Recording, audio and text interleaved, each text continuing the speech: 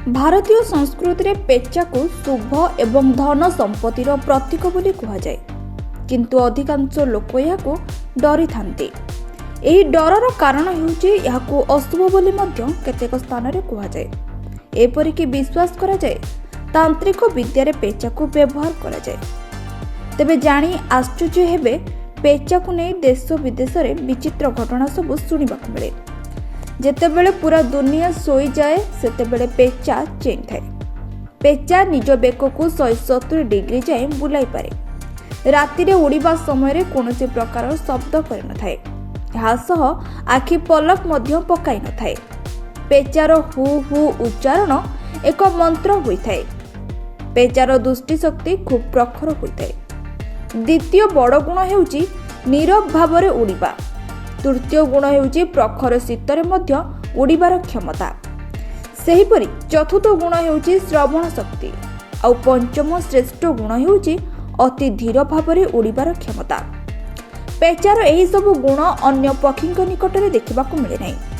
तेणु एही सब गुण को आखि आगे रखी वैज्ञानिक माने एहीपरि विमान तैयारी करने को लगी। पेचा एक एभली पक्षी जहाँ चाषी भल सब्यस्त होता है, कारण पेचा रहिले खेत में मूषा साप एवं बिछा आदि हो न थाए। यह सह अन्य छोट छोट कीटपतंग एक दमनकारी पक्षी होची पेचा। भारत में प्राय 60 प्रजातिर पेचा अछंती। कहुए प्राणी जगतर संरचना करबा परे दिने समस्ते देवादेवी धरित्री को बुली आसिथिले। तेबे एही देवादेवी को विचरण करुथिबार देखि कौनसी पशु पक्षी को भल लगी नथिला। तेणु समस्ते एकत्रित होई सेमानंक निकट को जाई कहिथिले, आपणक ठारू उत्पन्न होई आमे धन्य हिचु। आमे आपणको दुनियार जेउठाकू चाहिबू नहीं पारिबू।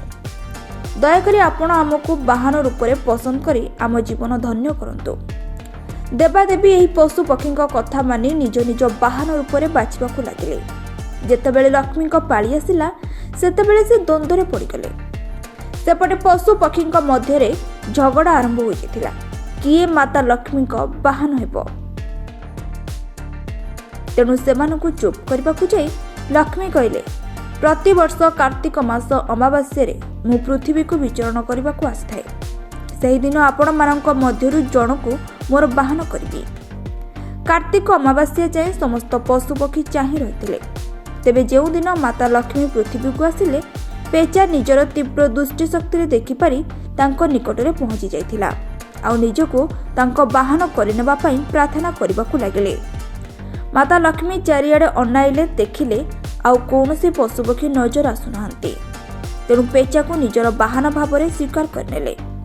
सेबेठारू माता लक्ष्मी वाहन होईगला पेचा।